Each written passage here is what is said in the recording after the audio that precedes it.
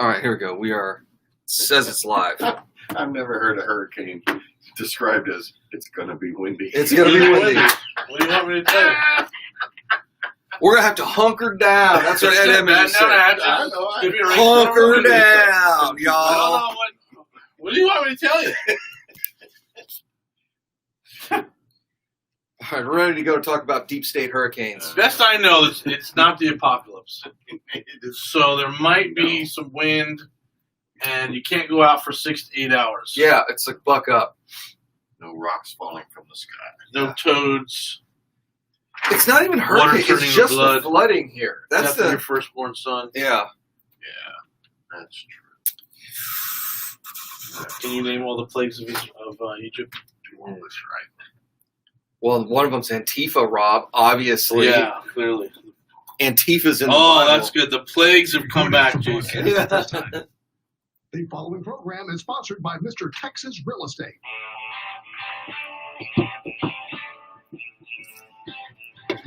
The 10 plagues. Welcome to the Texas Real Estate Radio Network with Mr. Texas Real Estate Jason Bible and Mr. California investor Robert Orfino.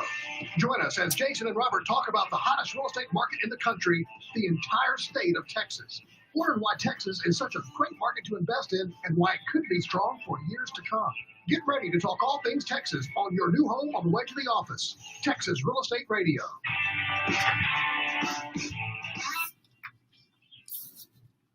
You know, I know what the plagues of Texas are.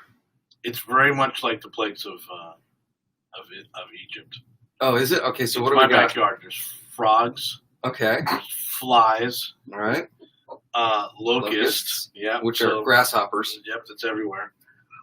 Lice. That's your kids when they play out too long in Mm-hmm. the woods. Water turning the blood. Mm. It's the Brazos when it rains, right? Goes sediment. Or when your pool turns Your pool turns green. Yeah. Mhm. Okay. Hail. No, that's not good. Boils. That's just when it's really hot. That's Sometimes my second-degree wife burn. describes me as a boil. That's right. Okay. Livestock pestilence, so dead animals. Dead animals. Okay. Darkness and the killing of the firstborn children. This all sounds like Texas, except for that last one. Except for the last one, yes. Pretty much sounds like Texas weather. So I'm going to claim, since all these guys believe that coronavirus is a deep state hoax, I'm going to call Marco the hurricane that wasn't a hurricane. Laura. No, it's Marco. Marco's the one that just disappeared. Oh, yeah, it disappeared. Like, I woke up this morning, and it's gone. It just disappeared. They call it a tropical depression, which is, let me break that down. You know, I am a meteorologist on Facebook. So let me break that down, what that means to you. What that really means is offshore thunderstorm. That's what that means. Oh, got it. So it's gone now. Like literally overnight, gone. Like I was watching the governor of Louisiana. Just disappeared. And it just gone. Yep. So now there's no Marco Polo. It's just Laura. Fake weather news. It's fake weather news. Yeah. I can't see it, so it doesn't exist. So clearly it's a deep state fake. There's a cabal behind the weather. Now, if I'm on the left, I tell everybody, well, Trump nuked Marco because of the convention. He nuked it. Yeah, he nuked Marco because of the convention. Is there actually, are they having a live convention? Oh, they are, dude. Oh, wow. You ought to watch it. It's Is it going on right now? It is. Oh, I missed it. You too bad. are in for a treat. All that great information. Told some folks yesterday, I said, we're going to make more money under Biden than we will under Trump. And they're like, are you serious? Yeah, like, I think I got a little upset. Yeah. And then I was like, it doesn't really matter at the end of it. I honestly believe it. Do you really? We're going to make money. We're going to make piles of freaking money. It doesn't really matter. We're generating wealth. And we'd love for you to come along. Yeah. So shout at 281-401-9008. So we were chatting with a couple of folks today. I will make them anonymous because we just got this information. People were talking about a real estate crash. We talked about it last night during our California real estate investor update, right? Right. And you got a lot of questions from the Cali folks like, when's the crash? When's the crash? And I'm like, there's no crash. If someone who is espousing a real estate crash is a real estate investor and believes there's a crash coming, why are you not selling everything? Like I remember when I got into this business in like 2011, 2012, I met guys that were selling stuff back then because the real estate crash was imminent. And I'm like, wow, dude, you just missed 8 years of massive appreciation. Yeah. How's that working out for you? Not so well. Not so well. You'd be even more rich now. I'm waiting for the next one. Yeah, you can keep waiting. What do we realize? What was the calculation if you bought a $150,000 rental property here in Houston? For every month you don't buy it, there's a $1,000 opportunity loss. Yeah, so if you buy a house, $150,000 house, and this is based on like 7% a year appreciation, Yep. and it's almost double that now. But if you buy a house in Houston, Texas, it's worth about $150,000 and rent that house out. Between rent, debt pay down, appreciation, all that stuff, you make about $1,000 a month per house. Right. So every house you don't buy costs you $1,000 a month. Yes, that you have the means to buy. Then you have the means to buy. Yeah. So all these real estate guys that are like, there's no deals out there, bro. You don't know what you're talking about. And they pass on a deal because it's an extra $3,000 out of pocket or $5,000 out of pocket. I'm like, you're losing $1,000 a month. Congratulations, smart guy. So again, this is why in our mastermind we're going to work with the folks that are that have obtained wealth outside of real estate already, because there's two types of landlords, right? Yes. There are those that need the cash flow, Mm-hmm. and those that are just building wealth. Right. And we try to be both, but too many form in that first part. Just I need the cash flow. I need the cash flow. Yeah. I'm trying to live off. I need the money. I need the money. I need the money. And if you already have a really good job, Mm-hmm. right, and you're buying rental properties with the eye on that, hey, I'm going to buy 20 over the next 5 years, and in 10 years sell half to pay the other half off. So in 10 years I have 10 free and clear properties. I'm making whatever $18,000, $20,000 a month Mm-hmm. net free. If you're of that mindset, like I'm doing this for the wealth, right? Then yeah, everywhere you go, every time you have $40,000 in the bank and you're not buying a property, you are losing that $1,000 a month. Yeah. Let's put that in perspective. So let's say, and most of our deals don't take this much money to get into, but let's say it's $40,000 to get into a deal, Sure, $40,000. and it makes you $1,000 a month. Yes, That's $12,000. That's over 25% rate of return. of course. So this whole idea, this is why I'm not allowed to get out in big public venues with a lot of newbie investors, because I'm like, okay, I completely understand when people say, hey, explain the math to me. I'm like, this is how it works.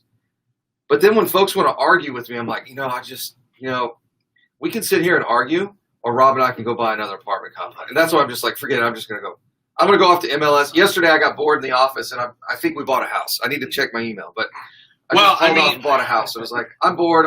Let's go buy a house. Again, we do get criticized for telling folks in our master. We only have a mastermind for rich people, is what we've been told. Yes, Kind of right, that's true. because they're not hurting if they don't have an extra $125 or $150 cash flow this month. Yeah. They're not freaked out about that.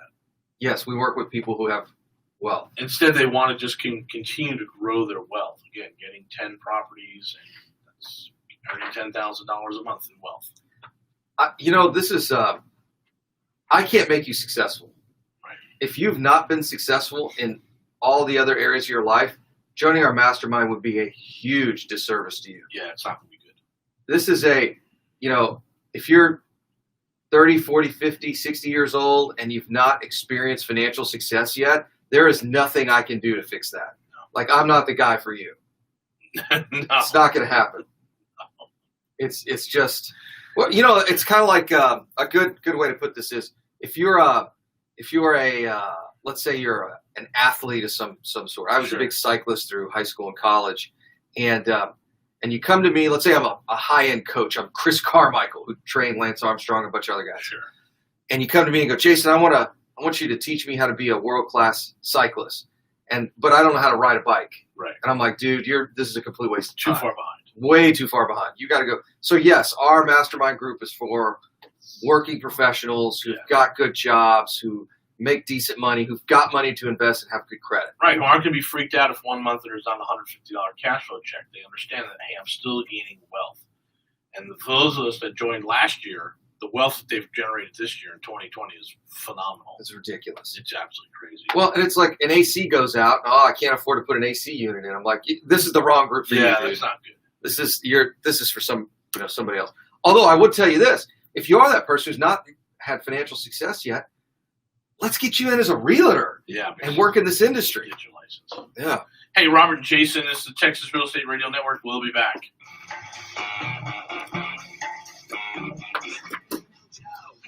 Let me see if we bought a house yesterday. I checked my email, but I got 1,000 of them. I did. I bought 2 over the weekend. Perfect little deals. I don't think anyone's going to take that. I gave that mastermind, man. It's a perfect little deal. It's going to need about $30,000 to close. That's one of the ones that will make $1,000 a month. So we got some money out of some closings coming, and we're going to pick that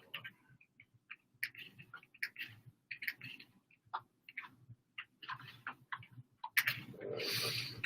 Oh, it'd be in my Mr. Texas email.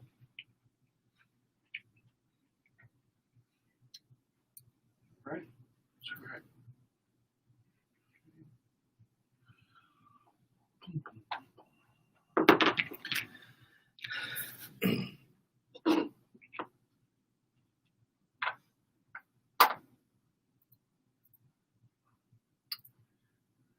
Ready? Yes, Yeah. sir. Peter Gunn. Is this the art of noise? No, it's just Peter. When I was a kid, I used to play this game called Spy Hunter. Oh, it was amazing. This is the so theme many music quarters. It was great. And you drove, and then when you hit the dock, you turned into the boat. Boats, yeah. Oh, that was great. Fantastic game. Jeez. Good old days. We got to find that one. Dude, there's got to be like an emulator on your phone where you could play all this There's stuff. a lot of those emulators out there, yeah. Pretty fun. Got a couple from the real estate center. You know, there's a... Charge $1. Wait a second. Are we going to get an arcade at the We're going to real get an estate center? arcade at the real estate center. I could totally Any see that. unopened offices are going to be gyms Arcades. and essential oil stands and maximize the floor space. It's going to look like some kind of market. in It'll look Turkey. like it's like a Turkish bazaar. Yeah.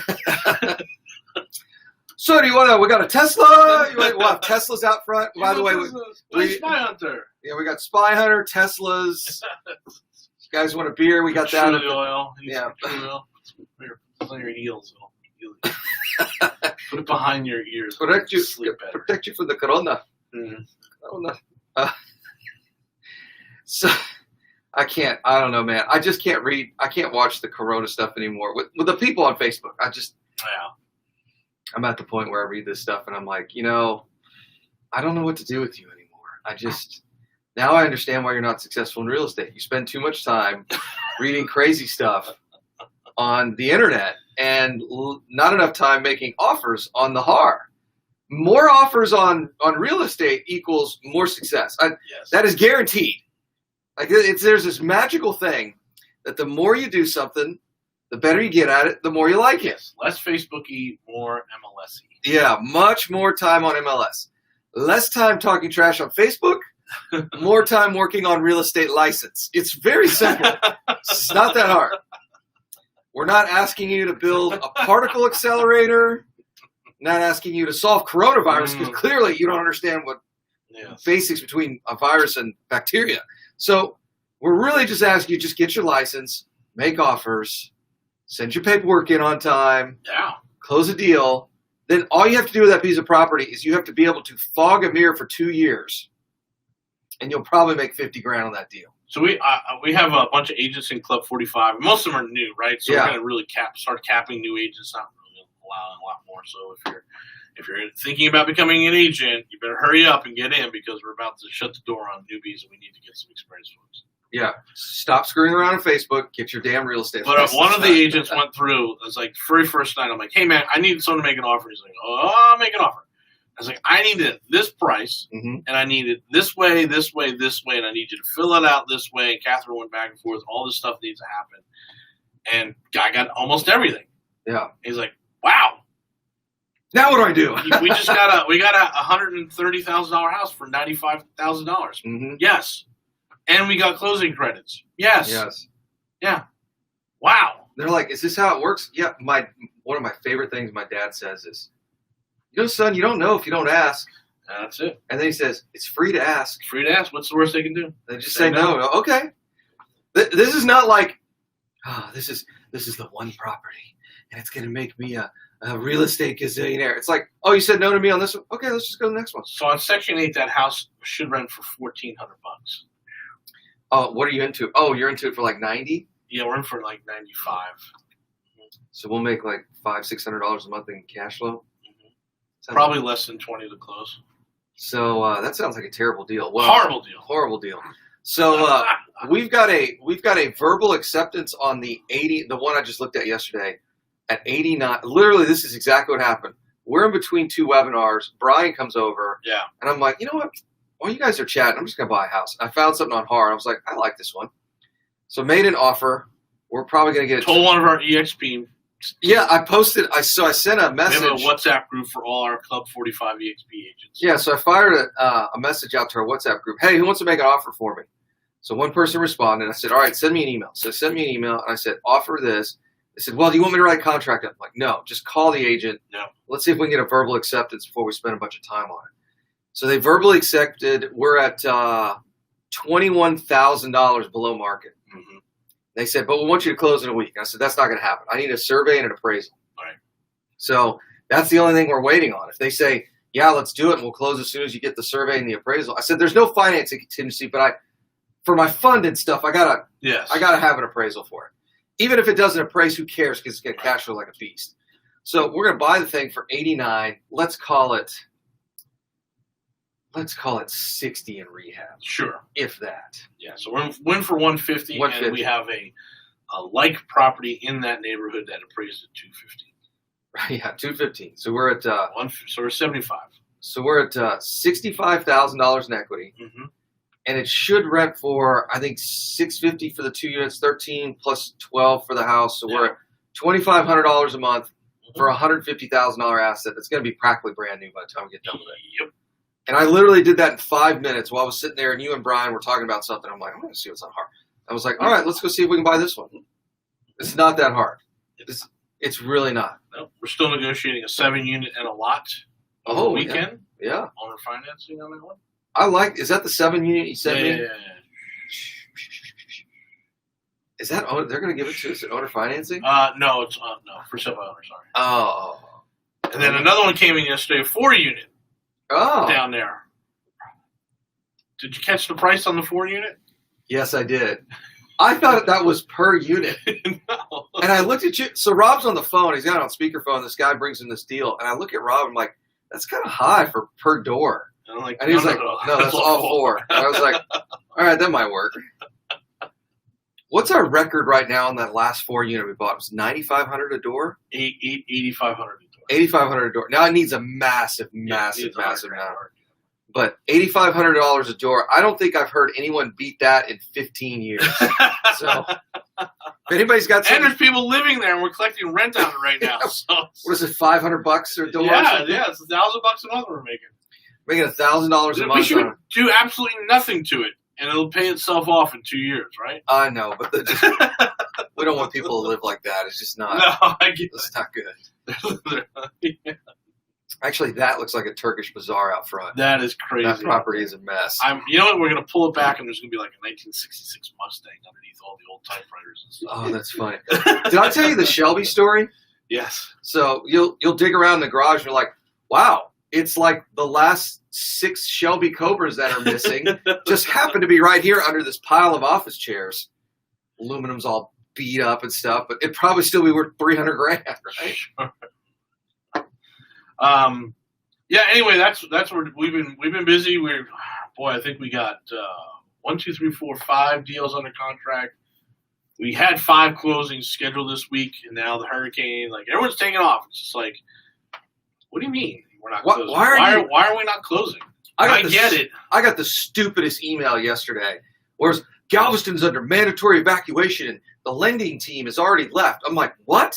The storm doesn't hit till like Wednesday. Right. Where are they? What are you talking about? Like, and then of course Marco's gone. Like that's what people understand. It's really the last 24, 48 hours before you really should figure out what you should do. It is such an obvious difference between a worker and an owner. right? Oh, that's true. But we're out, man. We're out of here. We this is safety. We got to get. I'm like, look at this great evacuation that's happening. There's no one on the highway right now. Yeah, what are we talking about? One guy I saw posted on Facebook, hurricane's coming. I guess we ought to all skip out of school. And he was like, oops, we're already out of school. So, Right. yeah, I didn't get it. I get this message from, Galveston, Jason, you understand the lending team's already gone and there's mandatory evacuation. I'm like, no, there's not. I just read it. It's a 4-foot storm surge. Like, it's the same thing in the Northeast. As soon as someone says snow, everyone thinks they're getting out of work and out of school. Hey, this is Jason and Robert, and this is the Texas Real Estate Network. We'll be back.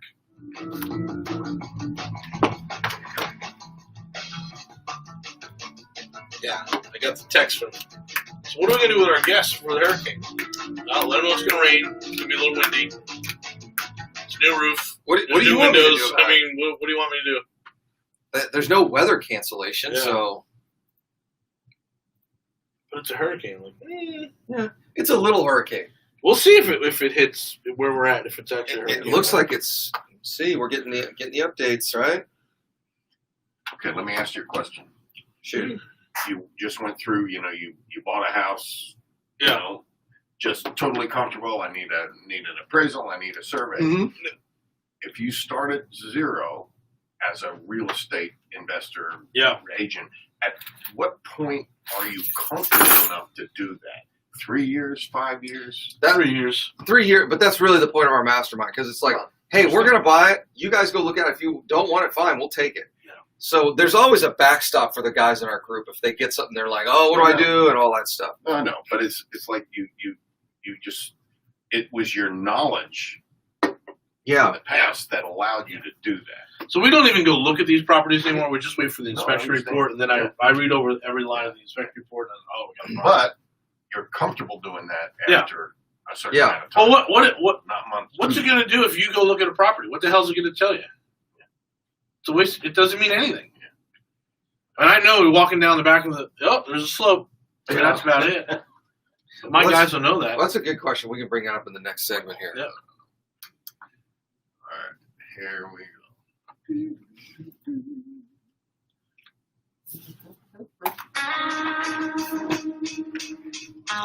Such a good song. Yeah, I only have 30 seconds of it. That's good. Only allowed 15 of it on YouTube. What? This might be the one that's dropping us from YouTube. It might be because it's Eagles-ish. So, go ahead. All those hippies turned corporate guys. I like this song because it's one of those songs that just has that classic, like, Yeah, nostalgia. 80s. Sure, absolutely. it's that great 80s sound, right? Your Wayfarers on. Yeah, I do actually. I'm in my bag. I have the foldable Wayfarer, so I've always got sunglasses with me. But all right, so Rick asked a pretty good question. He goes, "How do you guys know how to make offers on this stuff? Like, after doing this so long?" And let me tell you, there's only two things I need to know for every piece of property. There's only two. What's it worth? Yep. And what's the rehab? And there's two sub questions in those two questions. The what is it worth is really how much leverage can I apply to this piece of real estate? Yes. And part of that what's it's worth equation is going to be what's it rent for. Those are really that's the part of the equation that you've got to have some experience to figure out, right? So remember that we're buying and holding. Right, we're not flipping and houses. Time heals all real estate loans. So if we were flipping, there'd be a much more due diligence. And again, there's single families versus apartments. If they're apartments, there's going to be a whole bunch more due diligence. Way more. But way a more. single family that we're picking up for sub 100 in this market, that the pictures look good and the inspection report goes back and says needs a new AC, and then the flashings on the roof need to replace. I'm like, we're still moving forward. Well, look at it this way too. In a $100,000 house, can I lose $100 grand? No. No. Can I lose 50 grand?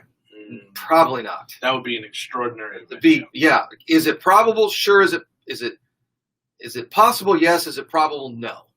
Could I lose 20 grand? Yeah, I could lose 20 grand. Yeah. So then you look at a deal like that and you're like, could I lose 20 grand? Yes. Is it the end of the world? No. This is why. How long does it take me to make 20 grand back? Yeah. How long does it take me to make 20 grand back? Right. Hold on to the property 8 months. It's probably made the 20 grand back. Yeah. So let's go back to the first segment when you said, we get this title as being kind of the elitist. Mm-hmm. You know, you guys only work with wealthy people. Yeah, because if you lose 20 grand on a property and that's your net worth, that's a big deal. Yeah, you're dead. Now, don't get me wrong. I don't sneeze it. If I lose, I mean, most I've ever lost on a real estate deal is $250,000. That was a single family house. That sucked. I'll tell you right now. I don't care. Still stings. And Rob and I have made a ridiculous amount of money in the last 2 years. But even that is a sting. Even 20 grand is like, oh, that's awful. So, Right. but it's not going to sink us financially. But if you're, you know, a young couple, just got married, right out of college, got the first kid, and all you've got is $20,000 in savings, you got a decent little job, you know, and you're moving up the corporate ladder and all that, this is not the time for you to be doing this. No. It's too stressful. You have too many other Wait another 3 or 4 years. You got 40 grand. You're making another $50,000 a year at work. Now it's time to start investing, right? Because you're going to occasionally buy these things that, oops, we screwed up. We should have noticed the plumbing. That's $5 grand. The roof was kind of on its last legs. That's another $5 grand. Now all of a sudden you're another 10 grand into it, and the appraisal came back lower than we thought, Yeah. which is totally happening in the middle of coronavirus. It came in another 15 grand lower, so now you're another $20,000 out of pocket. For the folks in our mastermind, it's like, yeah, it sucks that it came in like we're an extra 20 grand out of pocket, but it still cash flows. I'm going to hold on to it for 5 years. I'll make that 20 grand back. It's no big deal, right? So that's the difference there, right? So let's go back to the second question, which is the rehab. In my experience, the only place that I've ever really gotten stung is on the rehab. And it's been in two areas. One is we just have the wrong contractor. And I shouldn't say wrong because the contractor had red flags at the beginning and I should not have worked with them. So that's where my experience comes in when I sit down with somebody that's going to do a rehab for us. I mean, Rob can sniff it out in like 3.5 seconds. It takes me about half an hour to figure out if this guy or gal, most of them are dudes, right? This guy actually knows what they're doing and can get the job done. That's where I've been. And then the other place I've been stung on rehabs is when you go into a property, it's like, oh, it just needs a little paint and carpet. And what you realize is, no, it's got massive termite damage. It's got plumbing. It's got all this stuff that you really can't see. So those are kind of the two areas where if you can tell me what the thing is worth, meaning what's it rent for and what's it worth when it's all fixed up. And I'm confident in two things on the rehab. A, the rehab number is close.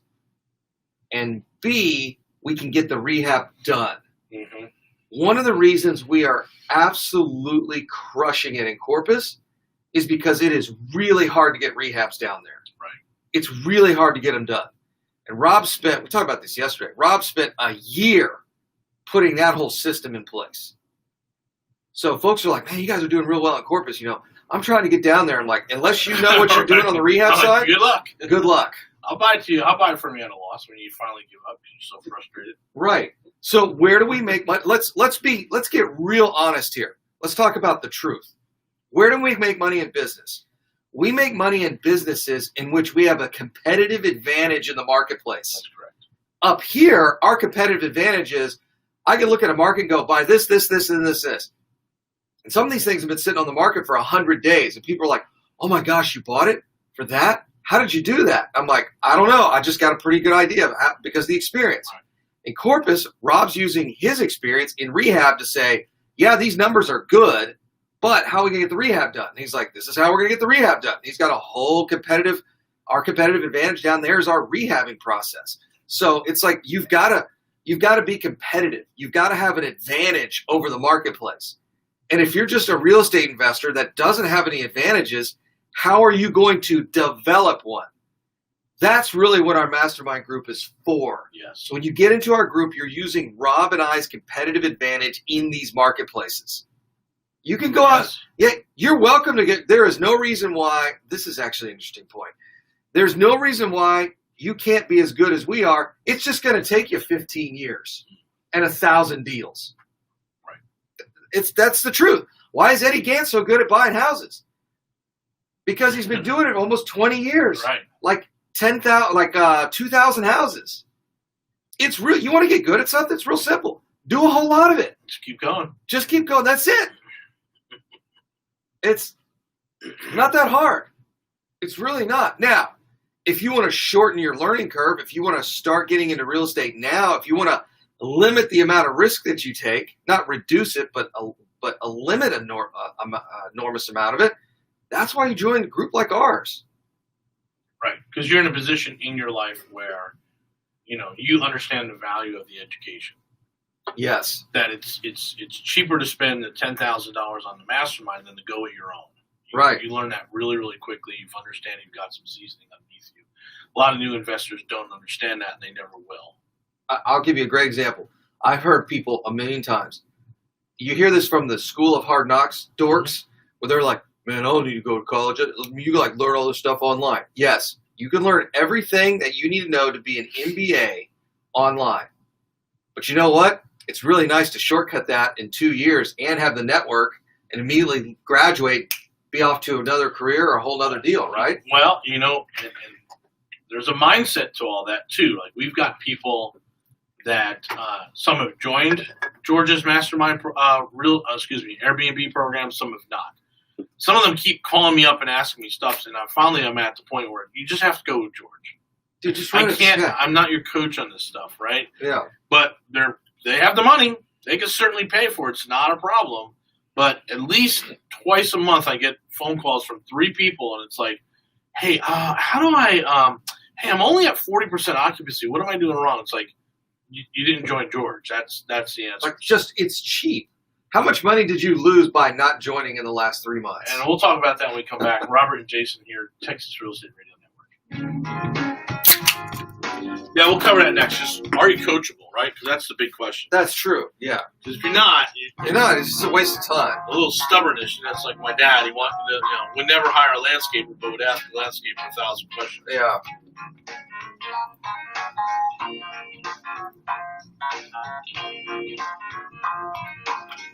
I'm glad I asked the question because that was probably the best segment on your mastermind that I've heard. That was.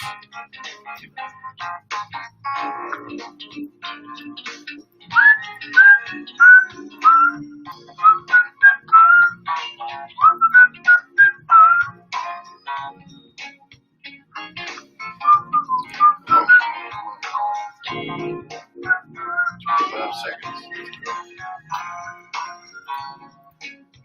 Okay, here we go.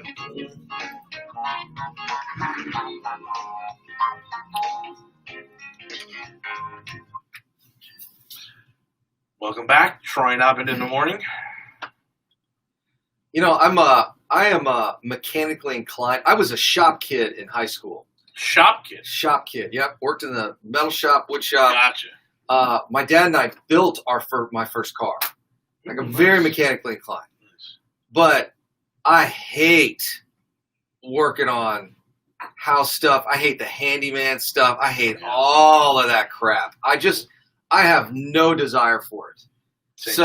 So it's, when someone asks me like, oh, well, Jason, how does this like paint work with this? Should I do this or should I do? I'm like, I don't know. Call the paint guy. Right. Oh, Jason, the AC's doing this and the coils. Well, I don't. Maybe you should go out. Should I pressure test? I don't know. Why don't you call the AC guy? Like, what? Why are we having this discussion here? One of my private lenders, he was my very first private lender. He passed away back in December, and we had lunch one day. And one of the things he said to me is, he said, Jason, look, if you go to law school and you graduate number 1 in your class, that's a big deal, by the way. I mean, you get all the best internships. Sure, you get everything, right? So you graduate number 1 in your class. He said, you graduate number 2 in your class. So you're not the best, you're second best. He said, but you are the best typist. Like you're the best typist in your class. He said, you better be able to figure out how to hire the second best typist so you can be the second best lawyer. Because you're going to make a lot more money being the second best lawyer than you ever will being the best typist. Right. So a lot of these real estate folks, when they get into the business, they're like, what about this? What? I'll never forget. I used to go on these tours with Fast Track, and they would have these bus tours, right? And you get all these new investors in a house, like 50 people in a house, and the house is destroyed. Like the first time you see a house that really needs a rehab, it's going to freak you out. It's like the first day in medical school when they bring out the bodies. Like, it's like, oh my gosh, I'm going to be working on human beings. You walk into that house and it freaks you out. And you hear it all the time, like, how could people live like this? This is crazy. This house is a mess. And then they're asking crazy questions like, how much does it cost to replace the hinges on this cabinet? I mean, how much does it cost because they've never had to do it, right? It's like handyman, honey, we need to fix this or this. And they go to Home Depot and they come back and they're like, the part's $6, right? Mm-hmm. They're like, well, how do you replace this light fixture? And then, well, how do you wire this up? And it's like, look, man, none of that really matters. We're doing all of it. So we can talk about component pricing and how many hours and all that. You're doing the whole thing anyway, right? Your question shouldn't be, how do we get these little pieces fixed? It's, how do we put this all together in one job? How do we finance it? How do we develop the milestones for it? Those are the questions we need to be asking, not what type of, should it be eggshell paint or matte or whatever it is. Like, none of that really matters. I heard that they're using storm cloud gray. Yeah. Whatever. That's all right. It's a gray wall. It's gray. Here's what I know about gray. It's not quite white, and it's not primer gray. It's got to be somewhere in between. Right. Don't get me started on the design stuff for rentals. I'm like, it just doesn't matter. I sent out the sheet this morning to one of my contractors. He's like, this? I'm like, yep, just do it like that. Just do it like this. That's it. It's easy enough. No, but Jason, you don't understand. Oh, don't get me started with the designer nonsense. Splash. Like, it really needs to look like this. It's a rental property. Do you know that interior brown is coming back? I did not know that, nor do I care. Nor do I care. Not at my house. If I need to, I'll hire a designer. That's right. I don't need to educate myself to become a designer, which is ridiculous. Here's what you need to educate yourself on, and this is important for every aspect of your life. You need to educate yourself on the point in which you need to hire a professional. Right.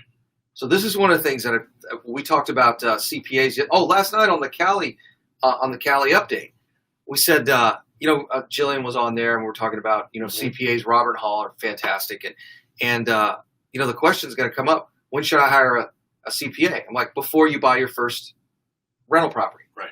They're like, why should I do it then? I'm like, because I guarantee you've been doing your taxes wrong. Right. Like, I can guarantee you. Get straighten it out, right? Get ready, yeah. And if you've bought one single family house and you don't have somebody like Robert Hall and Associates, you need them yesterday. Yeah. So when we bring folks to our mastermind, there's really, really two folks coming in. There's the folks that are like, hey, I'm ready to start. I'm totally coachable. I understand the value of a coach. This is for me. Or the lesser amount come in, people come in, or is this, well, I've been trying this for 3-4 years right now, and I'm not quite having the success you guys keep talking about, so I'm trying to figure that out. It's like, okay. Well, and then there's that guy, and there's a lot of folks that are in our group like that. Or there's a third where it's like, I'm just trying to get bigger and bigger, right? Yeah, we got some guys. Now I'm like, I got 80. How do I get to 200? How do I get to 200? We got a handful of guys in a group like that. Here's the guy that I run into a lot. Jason, I see you got this little building. Oh, they always downplay whatever we're doing. Whatever it is. Yeah, you got this little building. Now I see you're buying these apartments. I've been doing this 20 years, and I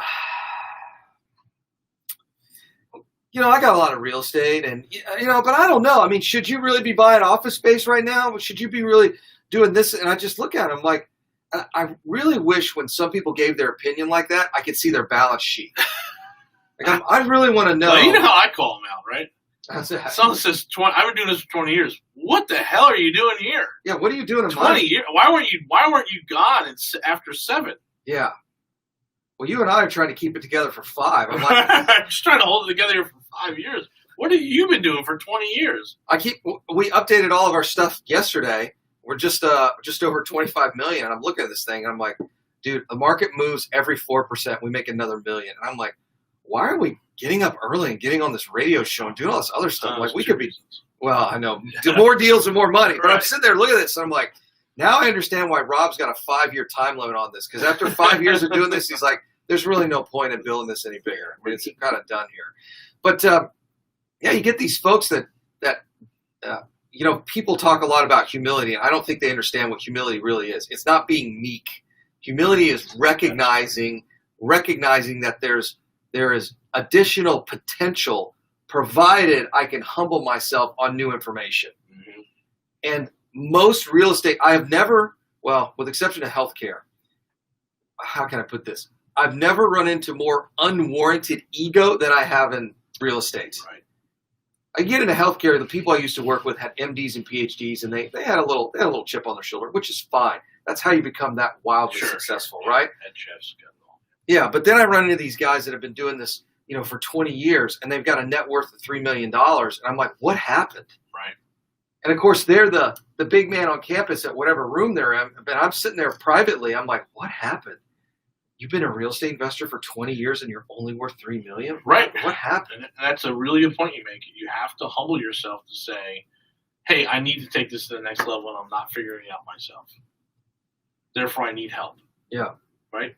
And either in our mastermind, and I love to see someone said, I need a plumber. And like 7 people was like, call this guy. I was like, oh, that's perfect. Yeah. Right? Because the group is helping each other now. Well, our group is so active, which is really good. They're buying deals, right? So that is it. It's like, hey, I need to Robert and Jason, I've been trying to figure out small apartments. I have yet to figure it out. Therefore, I'm going to go ahead and join the mastermind. I'm going to humble myself a little bit.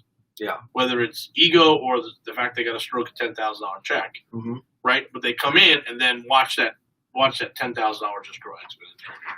Well, I'm watching guys right now that have got a handful of years experience that are getting stuck on the financing. And they're like, hey, Jason, can you, I actually had a handful of folks that reached out to me in the last couple of days. Hey, can you give me a call about X, Y, and Z? I'm like, no, man, you're not my mastermind. Call the mastermind. Yeah, join the stupid mastermind. Because I guarantee you, I can't give a lot of guarantees, but this one I can. If you're missing it on financing, you're missing it in 5 other places too. Yeah. If you're missing it on rehabs, you're missing it in financing. Trust me on that one. There's nobody that's come in where they've missed one little thing. We fixed that, and that was it. No. It was always like a dozen other things. It's like, do this, this, and this. And they're like, oh, my gosh, now it all makes sense. All right, guys. Thanks for joining us tonight. We'll be back with a short little break afterwards, and then we're done for the night. Thanks. Turn off your television. They're selling superstition. Yeah, there's 3 people that religiously each month are calling and asking for help, information. And one of them reciprocates. Oh, that's good. So that's good. The other 2 is just, now it's going to be no more join the mastermind. Yeah. Just join the mastermind. It's like, I don't mind, if we're talking to some other industry guys. No, I don't mind it at all. But it's like, if this is like a part-time thing for you and you're trying to figure out, all this, just join, dude. Seriously, it's not 10 G's. You obviously don't respect me enough to do it, so it's like that's the problem. That's really what the problem is. No, I want to make all the money, but I don't. I don't get it. Ready when you are. Ready? Let's go. New show. The following program was pre-recorded for broadcast at this time. The following program is sponsored by Mr. Texas Real Estate.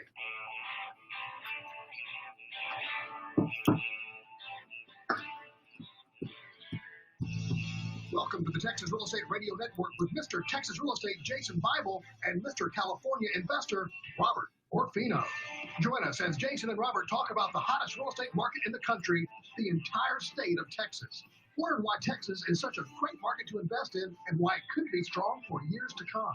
Get ready to talk all things Texas on your new home on the way to the office. Texas Real Estate Radio. So the theme for the last 2 shows is what's truth, like what's real and what's not. Right. So I'm going to do this impression. It's going to make everybody mad. I don't care. The new thing right now, this is a millennial thing. Well, they'll say you've got to live your truth. Really? You've never heard that before? I've never heard that. You are hanging out with a lot younger people than I am. Yeah, you got to look. I'm just trying to,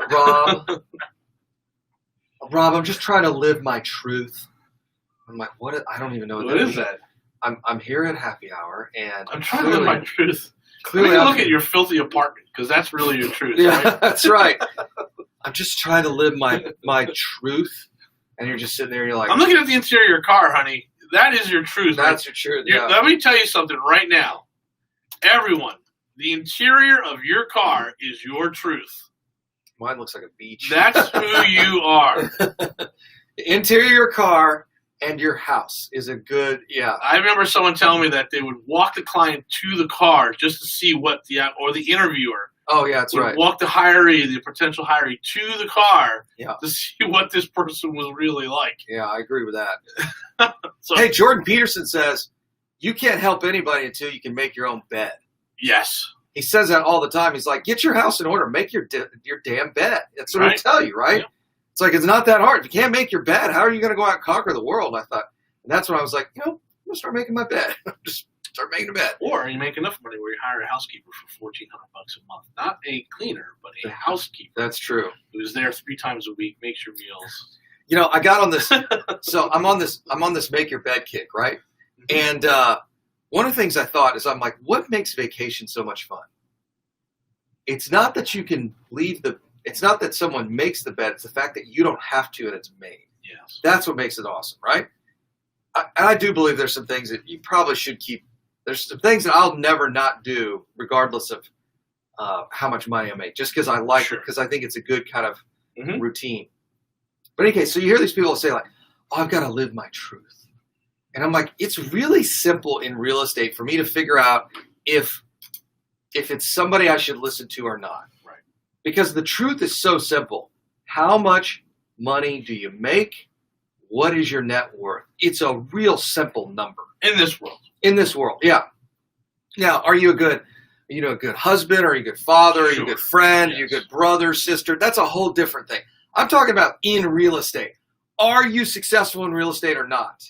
That's why I got whipped up about the whole Robert Kiyosaki thing. Right. Because I'm like, tell me, if you're successful in real estate, it's real simple. It's a number. Yes. It's no more difficult than that. It's a number. It's not I do a little owner finance. I do a little sub two. I'm doing that. I'm doing what's that healthcare, home healthcare nonsense. I do some flips. I lend some money. I'm like, what do you really do? Right. The only guy I know that can multitask like that and be a billionaire is Elon Musk. Yeah. But if you look at it, actually everything he's creating is all to get to Mars anyway. He's actually highly focused. Yes, it's highly focused. It's all about colonization of Mars. Right. So it's actually very, very highly focused, but it just looks like chaos from the outside. Yep. It looks like, drunk tweets at 3 o'clock in the morning, which he does do that. But I'm like, that's not entirely what he does, right? So he is actually highly focused, contrary to popular belief. So I look at the same thing where I'm like, okay, you're really successful. All right, what's your net worth? Like we can't, and people get so offended when I ask that. Yeah. And I'm like, why? I thought this was a business meeting. I thought you were here to educate us on the way you're successful in real estate. Well, why can't we start the foundation with, well, what are you worth? Right. And you and I are very transparent about that. And what are you worth? Let me show you all the properties I own. Let me show you the ones we got our butt kicked on. Let me show you the ones we made really good money on. Let me show you the lessons we learned. It's that simple. Folks aren't willing to share that information, then how do you know what the truth is? I hear this. This is my favorite one. Oh, Jason, I've made, 5,000 mortgage payments. I'm like, what does that mean? You heard that? I actually hear this from certain people. I've made 7,000 mortgage payments in my career. I'm like, yeah, I've eaten 100 bags of Doritos. Who cares? What does that have to do with anything? What does that mean? Like, share with me what the objective goal is. What is your net worth? Like, what are you're standing on stage. I've been to Disney World more than 100 times. Oh, you probably have, huh? 112 last time I got. I can tell whenever we go to Disney with you. It's like super quick. Go here, go to this thing, go run back here, go do all that. So, yeah, I don't. It's fascinating to me to see when you start talking about truth, and when I start seeing people talk on real estate. And the first question I always ask is, how successful are you? And then it quickly shifts to, well, I mean, Jason, it's not always about the numbers. It's about the lifestyle, the freedoms that I have. Well, yeah, and that all starts with a number. Yes, it does. Like, vacations aren't free. That's right. Yeah. I was looking at so we were on repatriating to Costa Rica. Yeah. It's not free. Yeah, it's not free. That really nice house I liked in Coronado that's on the market right now is $2.2 million. Yeah. I'm pretty sure I can't cash a lifestyle check. They're gonna want $2.2 million when we close. Positive on that. I have a really positive lifestyle, and I feel that this would be really, really good for me and my chi. And I think I'm gonna live here. It's $2.2 million. like I said, like it's not always about the money, Jason. Yeah, I know you want $2 million for the mansion on the island, but I feel like I really deserve to be there. Yeah. You know, it's funny. It wasn't even a mansion. It was 1,800 square feet. It's down there. The one on the water was $5 million. I'm going to tell you, that area right there is as close to paradise on earth as there ever would be. It's ridiculous, isn't it? The weather is simply perfect every day. I think you would fall into depression because it's too perfect. No. There's a brewery on the island, too. It's pretty awesome. Yeah, it's pretty close to perfect. Yeah. It is pretty. Sometimes it's too bright. Like it's just I've driven through Oceanside, and it's just been too bright. Like it's the beautiful just white too concrete, much beautiful sun and the buildings, white yeah. concrete and the perfect houses, the perfect color, and the sand is like a white sand. You're like, it's too bright here. It's too much. Well, you can't live there, right? You can only. Well, You yeah, gotta live somewhere else, and then it's hard. Yeah, kind of stop in. and then the problem 60 days a between year. San Diego all the way up to Malibu Yeah. is if you're not inside the highway to the beach, Oh, it's not great. it's not great. No. No, you don't want it. It's a You desert. really want to live on that PCH. Yeah. PCIH to the or PCH to the ocean. That's right. Yeah. So, but I don't think they take lifestyle checks. I think they take real checks. No, and again, people are going to be listening and saying, "Oh, these guys know all about the money." That's what our show's about, guys.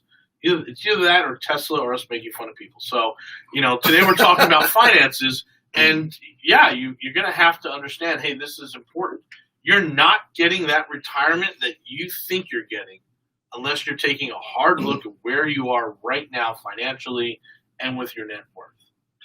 I mean, we can go two ways with this thing, right? We can talk about, man, that fourplex in Dana Point's going to be pretty awesome. Sure is. Or we can say the reality is 90% of Americans are not going to retire anywhere near they think at the level they think they are, and they can enjoy a really terrible retirement. That's really the two ways we can have this discussion. I'd rather talk about the really nice place in Coronado. Absolutely. We'll be back, guys.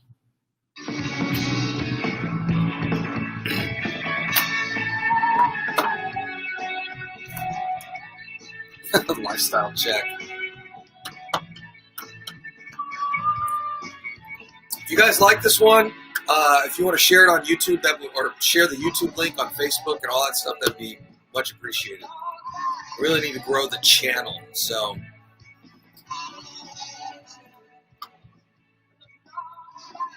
Yes. So I'm wondering, since I've not played golf in 2 years and I'm playing this weekend, should I go to the range or should I just show up, hit a couple of balls? You guys play like best ball, like scramble, like that type Oh, of thing? well, it's going to be a foursome, but I mean, there'll be all kinds I of would things. not. Well, the problem is you're going to go to the range and you're going to get blisters on your hands Oh, that's true.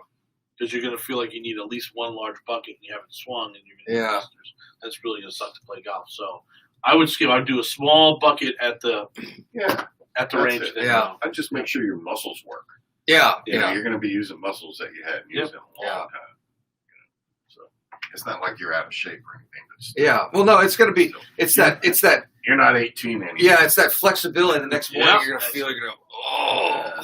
That's the sound you make after playing golf the next day. Yeah. Oh. Well, truthfully, it's not the golf. It's all the bar hopping the night before. Just make sure your course has a. Yeah, my strategy would be to get everyone else really drunk. Oh, that's going to happen. That's going to happen. That'd be my strategy. All right, here we go.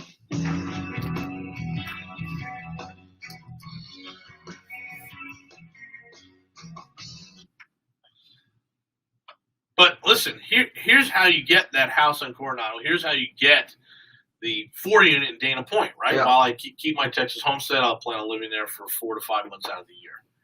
Here's how you do it. You buy a whole bunch of properties, Mm-hmm. like we're doing.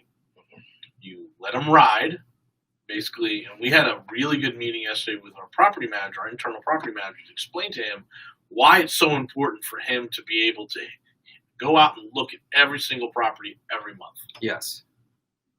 Because we are of the mindset where our rental properties are creating wealth the cash flow just needs to cover the expenses, Mm-hmm. right? We're not looking to pull a whole bunch of money out of cash flow every month. We want the wealth. We do other things. We have a construction company, we have a marketing company.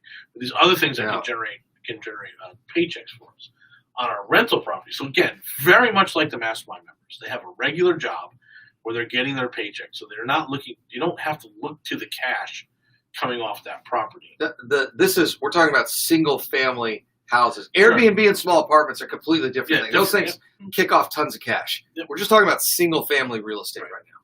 So we're looking at them, and I think we had single family, not Airbnbs, like 70 doors, right? Mm-hmm. So, but my plan is the same as everyone else's plan in the mastermind, except we bought 70 houses. Yeah.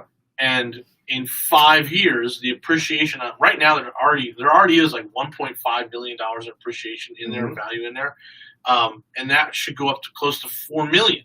Yeah. And then we sell half to pay off the other half, and then we take that money, we take those properties, and that creates the cash flow that we need. Mm-hmm. So if we're sitting at 30 properties, 30 doors that are free and clear, 15 each at the end of this run here, again, not including Airbnbs, not including our apartments, just the basic stuff that we teach everyone.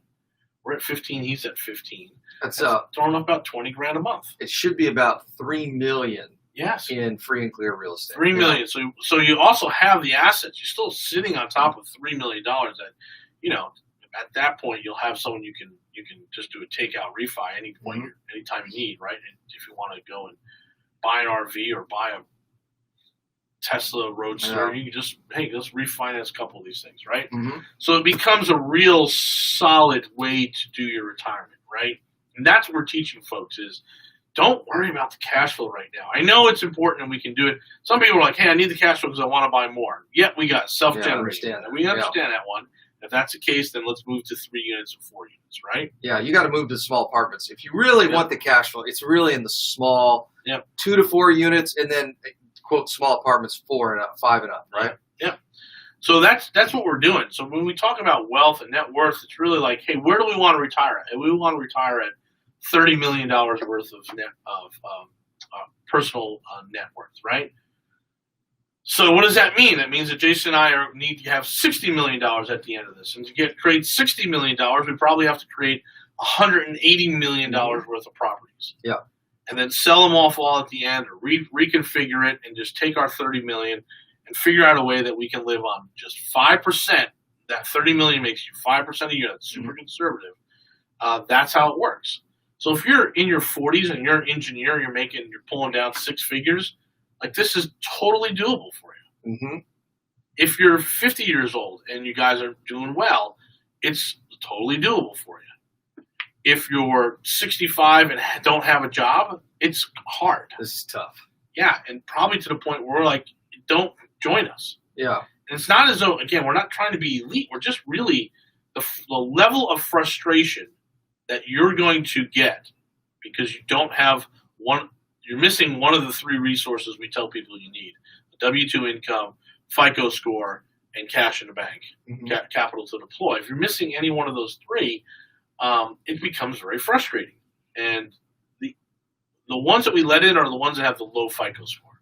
That's easy to fix. Because we can work on that over 6 that's months. Easy to fix.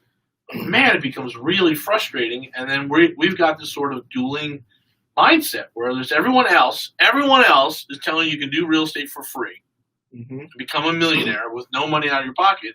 And we're like, that's nonsense. Yeah, that's utter nonsense. So, but everyone else is telling me, Rob, yeah, I get it. It's still nonsense. But what about this guy? So, yeah.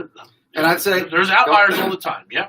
And I'd say, go ask that guy what he really makes. Right. Go ask that guy what his real wealth is. So that becomes back to this thing. It's like, people stand up and say, man, I just got one done, no money out of pocket. No money out of pocket. Really? Who put the EMD down? Yeah, somebody put the EMD down. How did it work? How did you get around putting an EMD down? Oh, well, and you didn't do an inspection? Yeah. And you didn't do a survey on it? You didn't have an appraisal on it? Mm-hmm. Who paid that money? How many deals did you do before that busted out? Right. Now, there's a way to say, I'd rather you say, I've used other people's money to do this deal. Yeah. Not no money, because then it's misleading. So then when somebody says, well, I used other people's money, and then the next question I like to ask is, well, how did you instill confidence in those other people to give you their money to go do the deal? Right. Because as a new investor, I think it's a horrible strategy. Because you're just it's hard. Clueless. Yeah, you're clueless. Yeah. So with a seasoned investor, we do it all the time, right? It makes total sense. But you'll get what really good is, and we've seen it a couple of times in our world. It's like there's, like your golfing buddies. You talk about golfing, right? There's 8, 10, 12 of you, right? Yeah. And, you're the guy who goes out and figures out real estate and comes back to these guys and are like, hey, I figured it out, guys. Yeah. we're doing really well. Yeah. Everyone, come on. There's 12 of you here. Let's pony up $100,000. We're going to go take down an apartment, right? Yep. Great. And then I've seen that. Mm-hmm. Where that guy has basically went out and took it on the chin for 5 years and went back to his buddies and said, I figured it out. Yeah. Now we're good to go. But I don't see new people coming off the street too often just saying, hey, I've instilled confidence in people. Yeah. Yeah. I don't either. There's a lot of guys that you'll get, mom and dad were in real estate. Oh, yeah. And then it's like they start learning, and then it's like, okay, great. So, here's a mill. Go and do, some real estate for us. So that's pretty common. But it's that whole, and I've got the email right now that I'm writing. It's hustler versus builder. Yes. And a lot of people need to hustle. The better way to put it is earned income versus net worth. That's really what those two things are. So if you're still in the, hey, I need earned income, I'm like, just become a real estate agent. Yeah, just become an agent. Become an agent even part-time and list some properties, sell some properties, buy some properties for your friends. Yep.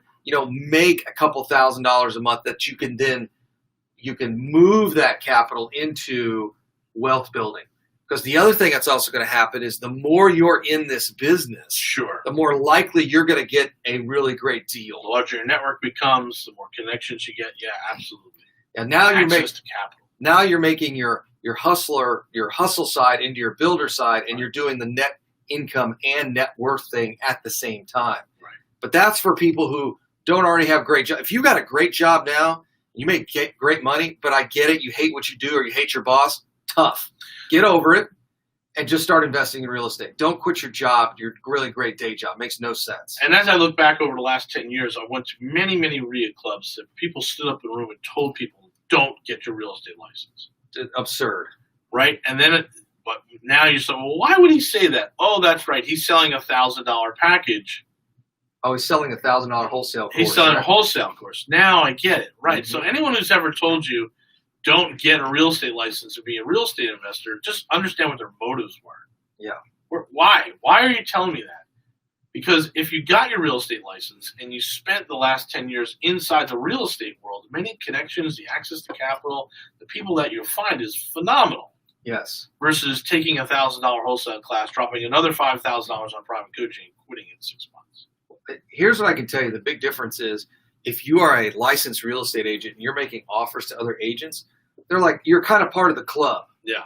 Otherwise, you're just some slimy investor that bought a book of CDs that's calling them on the weekend, right? Hey, guys, we'll be back. Thanks. It's the bottom of the hour, right? Yes, sir.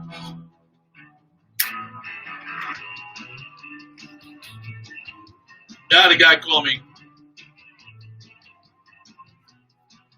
Are you interested in selling that? We can close very fast. It's like, I've been interested in selling that for 2 years. You guys have been calling me. None of you have ever sent me an offer.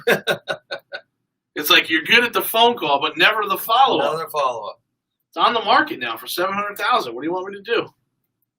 I'll take $690. I was like, I would have taken $600 for this anytime in the last year. Now I've got agents to pay and all this other stuff. No.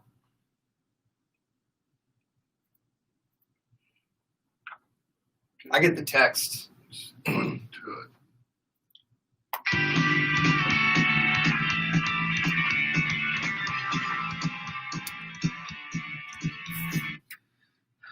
So there I was, the Texas Riviera. Oh yeah. And I'm looking for a breakfast place. Okay. And I haven't really scouted. I've scouted out lunch. I'm so good at lunch there. And then dinner, right? We have got a good place. Oh, we got a great dinner joint. Yeah, I've eaten enough lunch and dinner there because I'm usually not there in the morning coming down. Speaking of our dinner place, when you walk in, it doesn't look like a good dinner place No, at not all. at all. No, it's a really shady bar. Anyway, So I go to this one place and I walk in and I'm like, oh, this is a COVID trap right here. There's like tables on top of tables. And I'm like, nope. Check it's a 20-minute wait. I'm like, no, we're okay. We're good. Walk out. I go to the next place and still there's a big line. I'm like, oh man, vacation, I get it, breakfast. So then I go to this little coffee place. Yeah. Where I always go. And I usually drive through, but the line is down the street. I'm like, oh my God, what is this? Mm-hmm. A lot of people, I guess, August vacation, I get it. So I go inside. I get a bacon, egg, and cheese on a croissant. Oh, there you go. But they put the croissant in a panini machine, which defeats the purpose of having it on a croissant. Right? Yeah, it just flattens it. It just flattens it, right. And that was very, very tasty. But it's like, yeah, I didn't really think about this. Yeah. And good coffee. It was really good coffee. But as I'm walking there, I have my Descendants shirt on. Mm-hmm. Picture of Milo. And this woman says, that's mine and my husband's favorite band. Oh, I'm that's like, cool. Oh, that's really good. She's like, I love it so much that I painted my son's bedroom black. Whoa. So that I could do the outline in white. On one wall, he's got a big Milo in the kid's bedroom. And that's been sticking with me for the last 4 or 5 days here, how traumatized that kid is with the Milo looking down at him. Yeah. But at least I was like, hey, there are other folks that like the Descendants in Texas. Yeah. I'm so happy about that. That's funny. She's like, we lived in Chicago. We saw them on tour. I'm like, oh, yeah, that's great. So anyway, you played the Descendants, so I had to do a little Descendant story. Yeah. Well, I think you're also going to find down there in the Texas Riviera. The Texas Riviera. There's a lot of folks that are not from Texas, right? So you're going to get a whole bunch of that. It's kind of funny. It's like you guys can resist. Like, don't get me wrong. We're going to have places in Southern California, but our homestead's always going to be here. Yeah. Because why would it be anywhere else? I mean, it doesn't make any sense, right? Yeah, you know what? You know the one thing I've never that's always amazed me is why, let's say, somewhat wealthy folks just didn't buy a really cheap house here and homestead it, and then just say, we're a resident here. This is my homestead. Yeah. Like, it never made sense to me why most folks don't do that. They figured out a way around the taxes, but the taxes are so minuscule to their overall. Well, it could be. Well, I'm talking about like under 30 million, like 10, 15 Yeah, million. yeah. I get, no, this is where you want to be. Well, there's other places. Florida is one of them. Well, right? Florida's good. Yeah. Nevada. Yeah, that's true. We'll always be here simply because of all of our real estate ties. Yeah. Problem with Florida, though, is such a long flight. It's like living in Southern California full time. It's like, oh, it's a long flight. Tough one, yeah. Here, right. I guess you can go unless you're going to certain places in Europe. It's like, oh, it's a long one. Go to New York. That's a long flight from SoCal. I used to do it all the time. Yeah. Yes. That's why I made first class. Oh, that's true. That is true.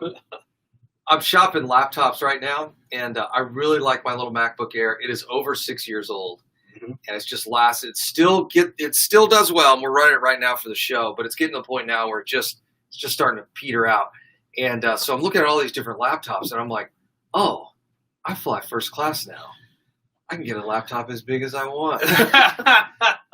Big gaming laptop, 19-inch screen on it. It's like setting up a desktop there in first class. Plug it in, plane starts to depower a little bit. It's like, it turns back on. I will tell you again the great story. There's a guy out there. His name is Mark Anthony. I think it's Mark Anthony Bates, and he is the guru behind the gurus. Oh, okay. So he's like, when you see someone on stage, that's me. That's a guru maker there. He's a guru maker, yeah, but not in the real estate space. Oh, so is he like trading and stuff like that? Yeah, okay. At home work, figuring out that type of thing, right? But I was in a mastermind with him once, and he said, they went around the room like any bits of knowledge. His thing was always fly first class. He's like, it is such a great networking opportunity versus flying in coach. Yeah, that's a good point. And so I have religiously done that, even though it was rough at some points. I made it. And I have pulled out at least 4 jobs from the consulting side and from the construction side. Really? Flying first class. It has paid for itself. I'll tell you what, we had, and we're getting close to this when we open up the Dallas office and probably the Austin office too. We had that service for a while where it was through Surf Air bought them, but it was a subsidiary of Surf Air. We paid, I don't know, a couple $1,000 a month for 4 guys to fly private. Yeah. And that was unlimited flights. Yep. And it was great.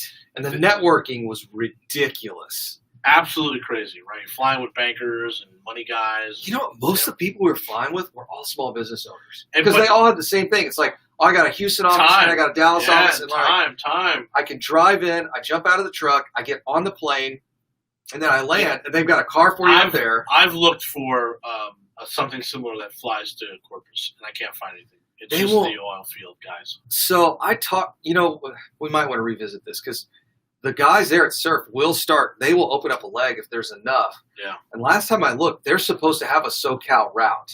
Yeah, I was supposed to fly through Phoenix or Utah or something like that. Yeah, but we just, since coronavirus, like everything started. I'll take them back. We started growing like mad, and all of a sudden coronavirus hit, and all of our other markets we just don't fly to as much. So I think we're going to have to revisit that next year. But it's a great service. It's, you know, it's 5-6 people on a plane, you know, for a couple of hours. I work with a guy in California, Mark. He at one point he had probably close to $100 million of construction going. Oh wow! And he hired an assistant whose really main job was to drive him because of carpool lanes. Yeah. So and that was a big thing. He hired a carpool buddy, and he just hired her to carpool, and she ran his calendar, and he would get in the back seat and just work on a laptop. Work on a laptop while they're driving. Mm-hmm. And he's like, Robert, I'm picking up an extra hour and a half to 2 hours a day of work. Jeez, it's crazy. And he's like, and I'm getting it for $15 an hour. Yeah. I'm like, of course you are. Makes sense. Why wouldn't you do it? Yeah. Why wouldn't you do that at all, right? So why wouldn't you fly first class? Why wouldn't you fly in these private little charters? Why wouldn't you hire a driver? Again, this comes down to that sort of all that mindset for me came out of the Kent Clothier world when I was in those masterminds. And he really laid it out. He said, hey, man, I know you guys cook your own meals. How many of you cook your own meals? And they were like, raise your hands. Okay. How much can Robert make an hour if he just spent another hour doing real estate every night? And you're like, well, okay, I could probably figure out what your net worth. What do you make this year? Break it down by how many hours you work. So all of a sudden you become worth $100 an hour. He's like, why would you ever do any task that you could hire someone for less than $50 an hour? Yeah, we've not run this calculation for a while for us. Not a while, and we'll get there. But right now we're still in growth mode. It's so crazy. But that was his mindset. It's like, hey, I have someone come in on Saturday, and she goes shopping. I give her my credit card. She goes shopping. Here it's even easier. Go to HEB, go pick up the HEB order. She comes in and she cooks all our meals. She cooks the lunches and the dinners, puts them in prepackaged containers, and she leaves. He's like, and I pay her, $300 a day for it. And so I paid for 7 days. Wound up paying $30 a day. Yeah. Or $40 a day. And he said, is it worth it to eat healthy? Oh yeah. For $40 a day, that includes the price of the food. Yeah, absolutely. And I'm like, yes. And so when he started talking about that mindset, the one thing that stuck is obviously I've always flown first class, but we're getting to the point now where we keep talking about it. Having a housekeeper is a brilliant idea if you're working 60 hours a week. Hey, this is Robert Jason. We'll be back.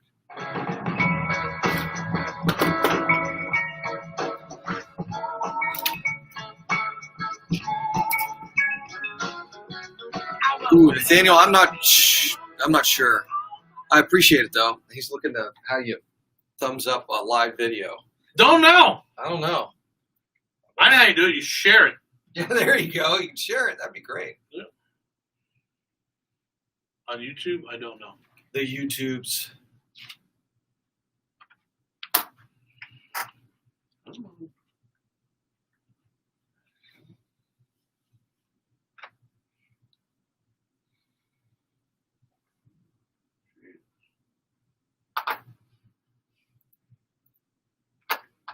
Okay, segment 4. Ready?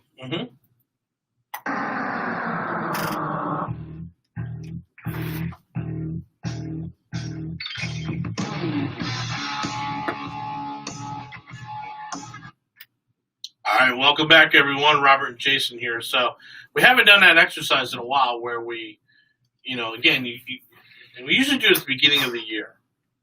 And since we are working with some very successful people now, this is a good exercise for us to do in our mastermind next time we meet. It's, when I hear I don't have enough time, okay, let's really take an honest look at the time that you're spending. Mm-hmm. Where's it going? Well, if I hear something like I mow my own lawn, I'm like, that's ridiculous. Yeah, stop doing that. Yeah, because you can go make more money than that, right? Yeah. But it starts breaking down. Again, Kent was really good at this. He'd break down, hey, how many people here clean their own house? How many people make their own food? How many people do their own shopping? How many people do this? How many people walk their own dog? All this other stuff, right? It's like if there's not a side benefit from it, mm-hmm. why are you doing it? Yeah. And I understand why he did it, both on a logistic reason and how well it might motivate you to think, hey, I can really be this entrepreneur that's really kind of got all the, and that's one of the things that the engineer that came over from NASA to work for Elon said. He's got the blessings of wealth. Oh, yeah. Meaning he could just jump on a plane, someone would drive him no more than 5 minutes, Hawthorne Airport, jump on a plane, be in Palo Alto, 90 minutes later, get off the plane, hang out with his kids for the night, go work at Tesla up there, work there for 3 days, come back, jump on a plane, go to Boca Chica. Yeah. Right. So he's got that benefits. And we're not there at that level, but there are certain things like, don't cut your own grass, right? Mm-hmm. And then again, thinking about, is there people cleaning your house, right? When you start looking down, breaking down the hours of what you can make, as long as you figure out, I can make it. Mm-hmm. Right. Yesterday, in 1 hour closing a deal, there's probably $24,000 worth of wealth there, or maybe $600 a month cash flow. Oh no, it's 150 to 210 is 65,000. Yeah, $65,000 in wealth and $600 a month. $600 a month in cash flow for me sitting there for 5 minutes. Right. So doesn't that make more sense that $100 a week you would spend $100 a week on a maid, or $100 a week on lawn service, or your pool guy, and all this other stuff? And so when you find yourself, I'm a successful person at Halliburton, or I'm very successful at BP or Exxon or wherever, ConocoPhillips, or I work in a subsidiary, I work in a NASA, I work in an engineering firm that supports all these guys. I'm doing really well. I'm making $180,000 a year. But for some reason, I can't find the time to invest in real estate. Yeah. And then we do this time exercise, and we're like, well, there's all your hours. Mm-hmm.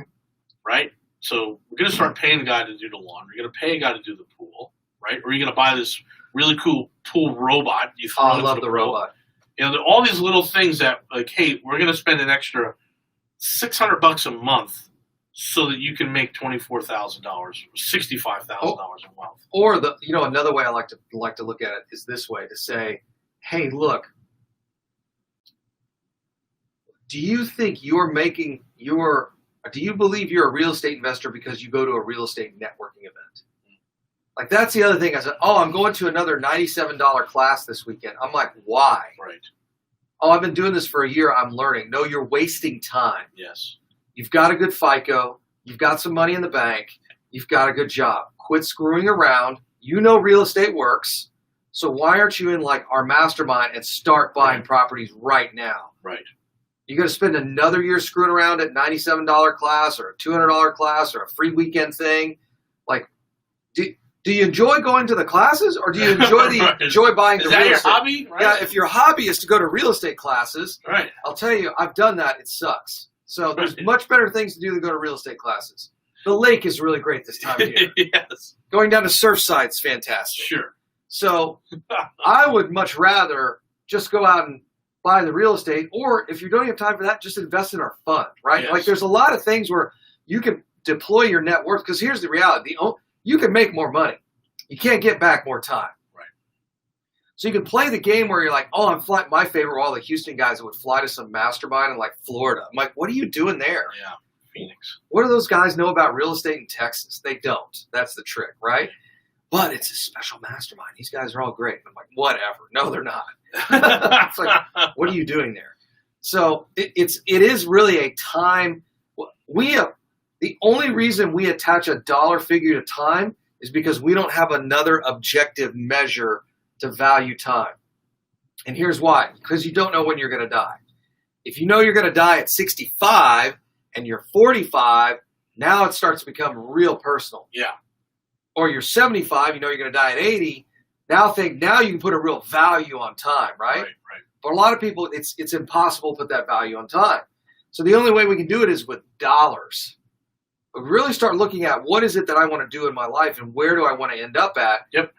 Because we don't have an infinite amount of time. Yeah, I was life-wise, I was kind of lucky. I did almost everything I've wanted to do in life between the age of 20 and 34. Oh, look at you. I did bungee jumping, I've parachuted, I've scuba dived, I've traveled the world. Yeah, I'm good. I really just want to hang out and play video games. Yeah.